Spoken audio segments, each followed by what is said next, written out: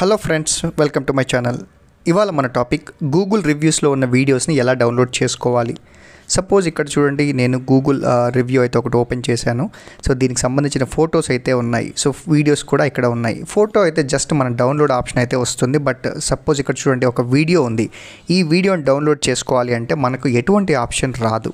Just report తప్ప మనం right click కొడితే అక్కడ మనకి ఏ విధమైన డౌన్లోడ్ ఆప్షన్ కానీ సేవ్ ఆప్షన్ కానీ మనకైతే కనిపించదు.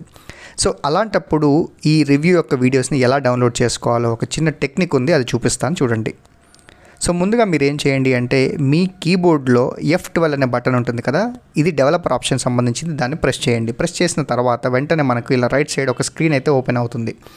దీంట్లో చూడండి, మనం ఏం చేయాలి అంటే టాప్ లెఫ్ట్లో ఉన్న ఆ మార్క్ని క్లిక్ చేసి వీడియో మీద క్లిక్ చేయాలి. సో వీడియో మీద క్లిక్ చేసిన వెంటనే దీని సోర్స్ అయితే మనకు చూపిస్తుంది అనమాట. ఆ వీడియో ఎక్కడ సేవ్ అయింది ఏంటి అని.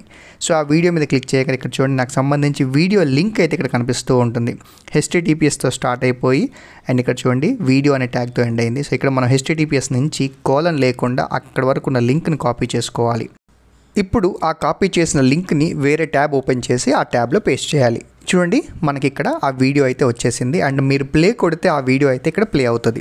అండ్ మీరు ఇక్కడ ఏం చేయాలి అంటే, ఇక్కడ రైట్ సైడ్ చూడండి 3 డాట్స్ ఉన్నాయి కదా, దాన్ని క్లిక్ చేసి డౌన్లోడ్ అనే బటన్ ఉంది కదా, దాన్ని ప్రెస్ చేస్తే వెంటనే మనకు వీడియో అయితే మనకు సేవ్ అయిపోతుంది.